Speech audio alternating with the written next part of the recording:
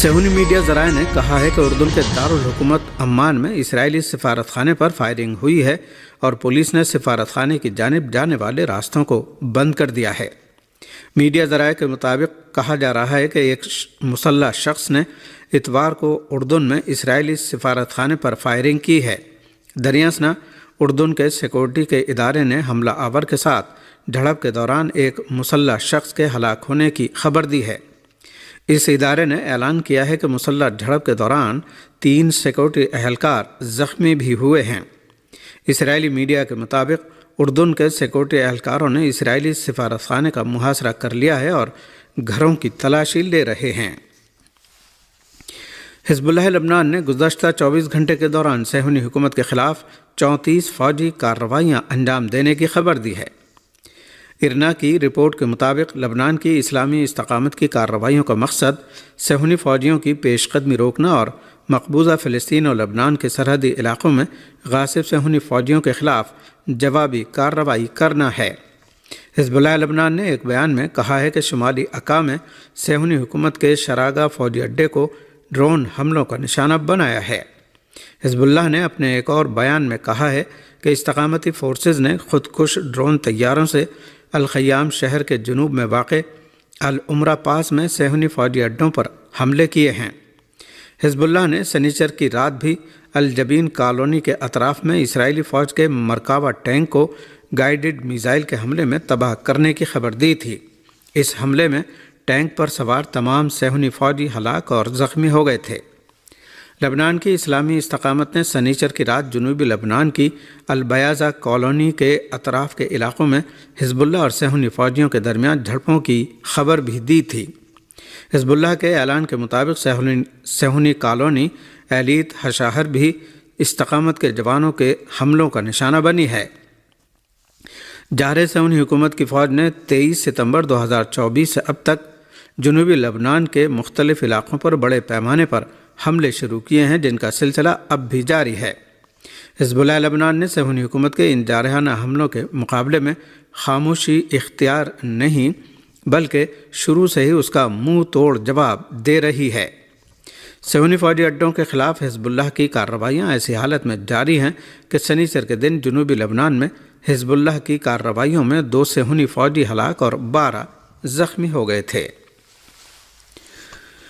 غاصب صہیونی فوجیوں نے لبنان کے فٹ بالر حسین ہارون کو شہید کر دیا ہے۔ فارس نیوز ایجنسی کی رپورٹ کے مطابق لبنانی فٹ بال فیڈریشن نے اعلان کیا ہے کہ التضامن کلب کے نوجوان فٹ بالر اور فٹ بال کے بہترین کھلاڑی حسین ہارون اس ملک پر صہیونی حکومت کے حالیہ حملوں میں شہید ہو گئے ہیں۔ نوجوان فٹ بالر اس ملک پر صہیونی جارحیت سے تباہ حال لوگوں کی مدد اور امداد کرتے تھے اور قابض صہیونی حکومت کے حملے میں اس وقت شہید ہو گئے جب وہ امدادی کاموں میں مشغول تھے۔ پاکستان کے صوبہ خیبر پختونخوا کے کرم ضلع کے مرکزی شہر پارا چنار میں دہشت گردانہ اور مجرمانہ کارروائیوں کا سلسلہ جاری ہے اور لوگ اپنے گھروں میں بھی محفوظ نہیں ہیں۔ موصولہ رپورٹوں کے مطابق کرم میں شیعہ مسلمانوں کے قافلے پر دہشت گردانہ حملے اور قتل عام کے بعد بھی پرتشدد کارروائیاں جاری ہیں۔ اس دوران مختلف مذہبی اور سیاسی رہنماؤں کی جانب سے احتجاج اور مذمتی بیانات بھی سامنے آ رہے ہیں۔ شیعہ جماعتوں نے پارا چنار کے شیعہ مسلمانوں کے قتل عام کے خلاف گورنر ہاؤس کراچی کے باہر احتجاجی دھرنا دیا۔ احتجاجی دھرنے کے اختتام پر نمائندہ وفد نے گورنر سندھ کو 10 نکاتی مطالبات پیش کیے۔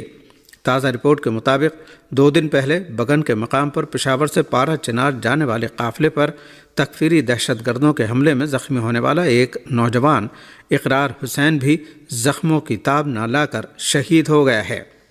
دریاسنا پاکستان پیپلز پارٹی کے چیئرمین بلاول بھٹو نے کرم میں امن و امان کی مخدوش صورتحال پر اظہار تشویش کیا ہے۔ قابل ذکر ہے کہ جمعرات کو کرم میں شیعہ مسلمانوں کے قافلے پر دہشت گردانہ حملے میں 50 سے زیادہ افراد شہید اور متعدد مسافر زخمی ہو گئے تھے۔ پاکستان تحریک انصاف پی ٹی آئی کے احتجاج کے پیش نظر اس ملک کے تمام بڑے شہروں میں راستے اور ٹرینیں بند ہیں۔ کنٹینرز کی بھرمار ہے اور پورے ملک میں فورسز تعینات ہیں۔ بانی پی ٹی آئی عمران خان کی فائنل کال کے باعث اسلام آباد کے داخلی اور خارجی راستے بند کر دیے گئے ہیں۔ مختلف علاقوں کو سیل کر دیا گیا ہے۔ اسلام آباد اور راولپنڈی میں متعدد مقامات پر سڑکیں بند کی گئی ہیں۔ ایران ایونیو مارگلہ روڈ کو دونوں اطراف سے کنٹینرز لگا کر بلاک کیا گیا ہے۔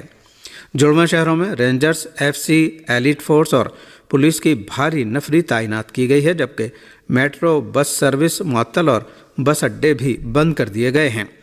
پاکستان ریلوے نے پی ٹی آئی کے احتجاج کے پیش نظر لاہور، راولپنڈی اور پشاور کے درمیان تمام ٹرینیں فوری طور پر بند کر دیں۔ ریلوے اسٹیشن پر پولیس کی بھاری نفری تعینات کر دی گئی ہے، جبکہ ریلوے اسٹیشن پر مسافروں کا داخلہ بھی مکمل بند کر کے اسٹیشن سیل کر دیا گیا۔ حکومت نے مظاہرین سے نمٹنے کے لیے کمر کس لی۔ وفاقی پولیس نے ڈی چوک کا کنٹرول سنبھال لیا۔ شہر کے تمام داخلی اور خارجی راستوں پر پولیس اور ایف سی اہلکاروں کی ڈیوٹیاں لگا دی گئی ہیں۔ فرنٹ لائن پر رہنے والی پولیس فورس کو اینٹی رائٹ کٹس اور آپریشن سامان کی فراہمی کر دی گئی ہے، جبکہ چنگی نمبر 26 اور دیگر علاقوں میں رینجرز تعینات ہیں۔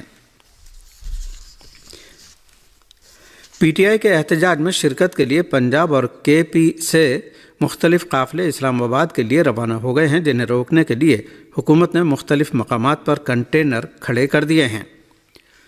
خیبر پختونخوا کے وزیر اعلیٰ علی امین گنڈاپور کی قیادت میں خیبر پختونخوا سے قافلے سوابی پہنچیں گے اور پھر مرکزی قافلے کی صورت میں اسلام آباد کی جانب مارچ ہوگا، جبکہ عمران خان کی اہلیہ بشرا بی بی طبیعت ناسازی کے باعث احتجاج میں شریک نہیں ہوں گی۔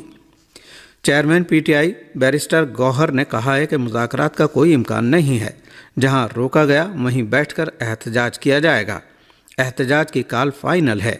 وزیر داخلہ محسن نقوی نے رابطہ کیا تھا، لیکن اب تک جواب نہیں دیا۔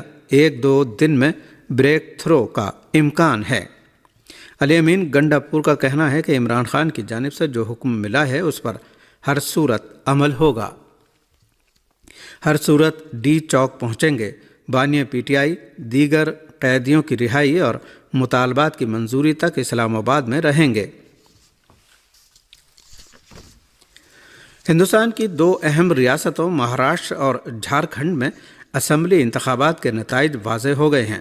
ہندوستانی میڈیا کے مطابق مہاراشٹر میں بی جے پی کی قیادت والا مہایوتی اتحاد 288 میں سے 235 نشستیں حاصل کرنے میں کامیاب رہا، جبکہ ریاست جھارکھنڈ میں بی جے پی کو پچھاڑتے ہوئے جے ایم ایم کی قیادت والے انڈیا اتحاد نے بازی ماری ہے اور کل 81 نشستوں میں سے 56 پر اپنا قبضہ جما لیا ہے۔